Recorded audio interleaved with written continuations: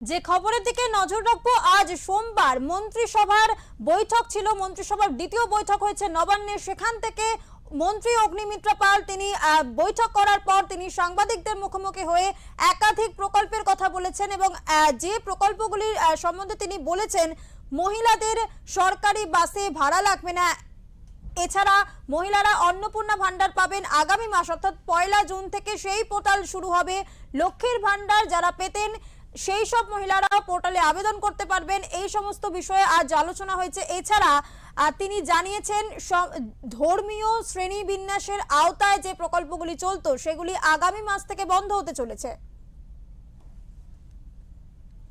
বিষয়ক দপ্তর এবং সংখ্যালঘু বিষয়ক ও মাদ্রাসা শিক্ষা দপ্তরের অধীনস্থ ধর্মীয় শ্রেণী বিন্যাসের ভিত্তিতে প্রদত্ত সহায়তামূলক প্রকল্পসমূহ বন্ধ।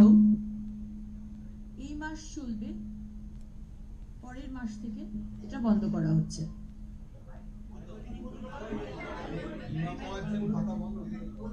ডিটেলস নোটিফিকেশন দেওয়া হবে, আপনারা তখন জানতে পেরে যাবেন।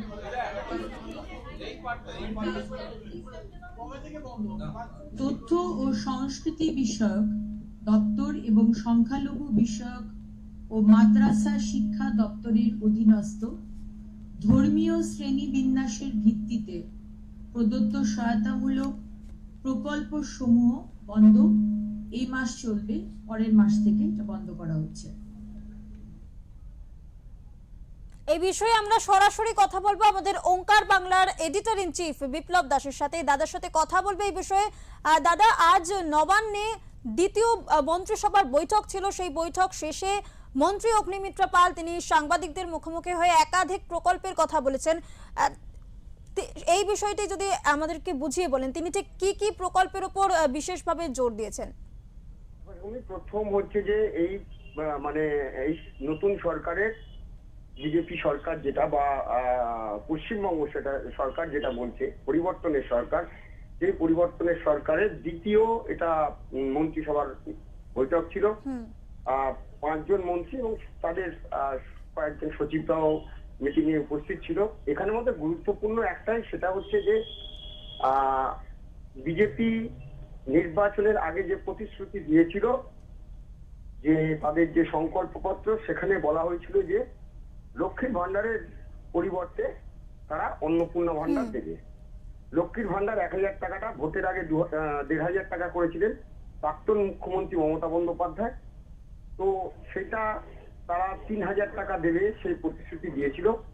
আগামী 1 জুন থেকে এই লক্ষ্মীর ভান্ডার যারা পেতেন তারা এই অন্নপূর্ণা যোজনায় অর্থাৎ অন্নপূর্ণা ভান্ডারের 3000 টাকা করে তারা পাবেন, এটা ঘোষণা করে দেওয়া হয়েছে।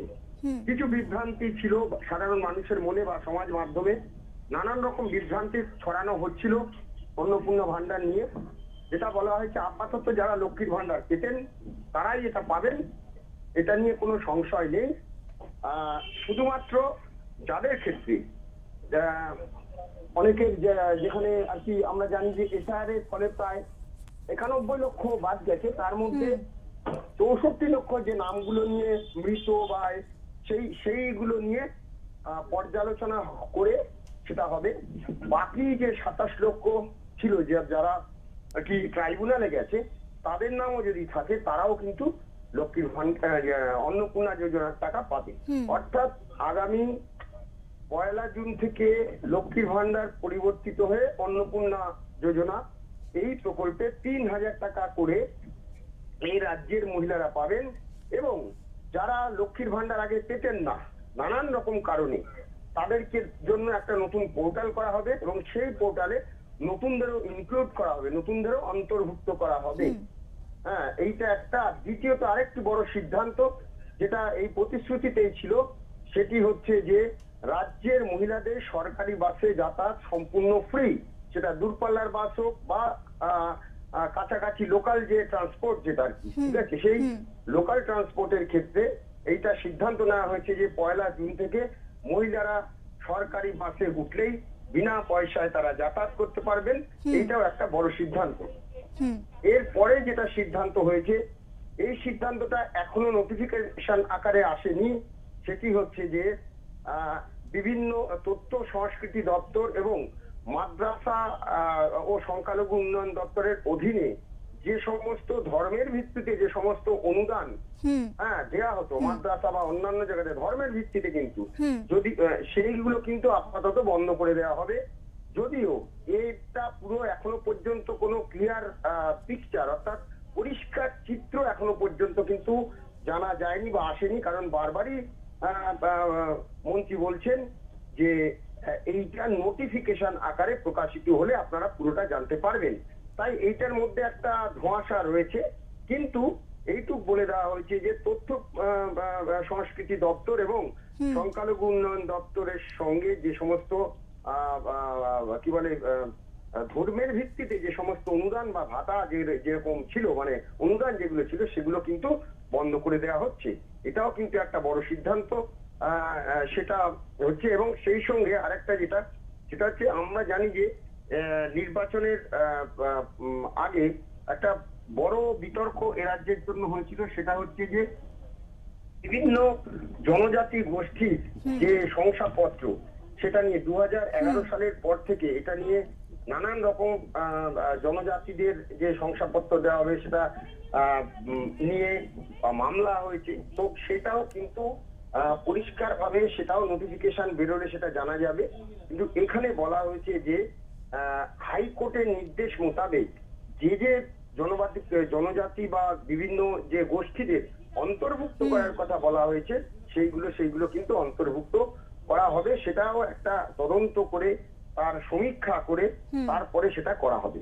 অর্থাৎ মোদ্দা কথা হলো আজকের যে বৈঠক বা আজকের যে দ্বিতীয় মন্ত্রিসভার বৈঠক, দ্বিতীয় মন্ত্রিসভার বৈঠকে অন্যতম বিষয় ফোকাস করা হয়েছে সেটা হচ্ছে যে এই অন্নপূর্ণা যে যোজনা লক্ষ্মীর ভান্ডার থেকে অন্নপূর্ণা যোজনা, এটা একটা বড় সিদ্ধান্ত। এবং মহিলারা রাস্তায় নামবে, মহিলারা যখন কি বলে যাতায়াতের ক্ষেত্রে সরকারি পরিবহনের ক্ষেত্রে তারা কিন্তু সম্পূর্ণ বিনামূল্যে ছাড় পাবে।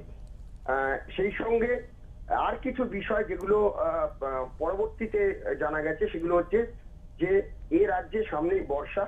তো আজকে যে দ্বিতীয় বৈঠক হচ্ছে সেখানে বেশ কিছু বিষয় নিয়ে আলোচনা আছে। তার মধ্যেও অন্যতম যে বিষয়টি ছিল সেটা হচ্ছে বিভিন্ন পৌরসভা এবং পঞ্চায়েতে যে সাধারণ মানুষ যে পরিষেবাগুলো পায়, অর্থাৎ সামনে বর্ষাকাল, সে বর্ষাকালে যে ড্রেনেজ সিস্টেম থেকে শুরু করে রাস্তার আলো এবং নালা খাল নর্দমা এগুলো যাতে ঠিকঠাক পরিষ্কার থাকে সেইগুলোর দিকে কিন্তু নজর দেওয়ার ব্যবস্থা করা হচ্ছে। এবং সেটা নিয়ে কিন্তু সরকার খুব দ্রুত কোনো একটা পদক্ষেপ নিতে চলেছে।